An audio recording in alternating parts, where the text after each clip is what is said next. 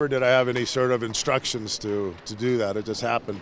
Dave, the Stanley Cup celebration on the ice with the fans, like at a basic level, what was the noise like? What was the atmosphere like? Do you remember? What was it, sensory overload? How would you? Yeah, it was just we were very we were looking around. I remember going out for the third period, and we were up 4-0. And we're looking around. Nobody's saying anything. We're sort of like looking at each other, we're trying not to say anything because I think we got this thing. Shortly after, in the first minute, now it's 4-2.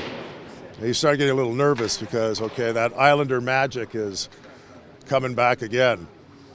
But we settled down, and we just when the final buzzer went and just went, it was just. I don't know. It's hard to remember everything. Sure. What happened. We just went on the ice, went to when Andy was in net, and we just went from there. But you really don't know what you're going to do or how you're going to feel until it actually happens. And to remember everything in your.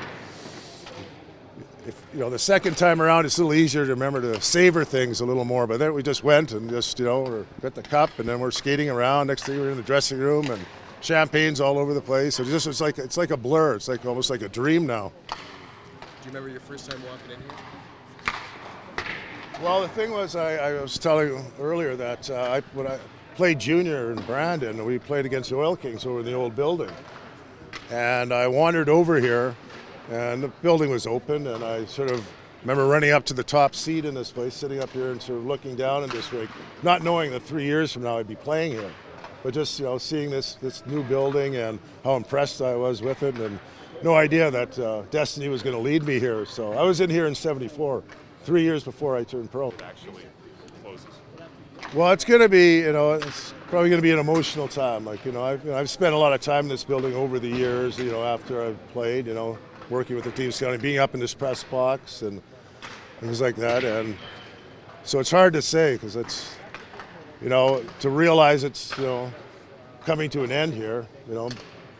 Since I've been here, like I said, being in this building, stepping inside here in '74, and it's going to be it's hard to figure out now until it actually happens, but it's going to be strange, definitely. Do you remember which seat that was that you went up and talked to decided? Well, no, it was just a very top row, right at center ice, somewhere up in that end of the rink that I went up and just sort of stared down and just had no idea I was going to be playing on that ice surface one day. You going back, do you think?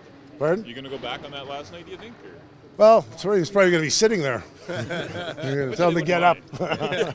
You talked about the fans, Dave, and I heard that they used to boo the Zamboni drivers because if they missed a spot on the ice, they were doing their loops. So the Zamboni guys, if they were under a little bit of pressure, it just kind of showed how involved the fans were in just even something as simple as just kind of flooding the ice. Well, I didn't realize that. Yeah. Usually, hopefully I was in the dressing room, not in the press box. But. Yeah. It's just funny how fans are like Yeah. here.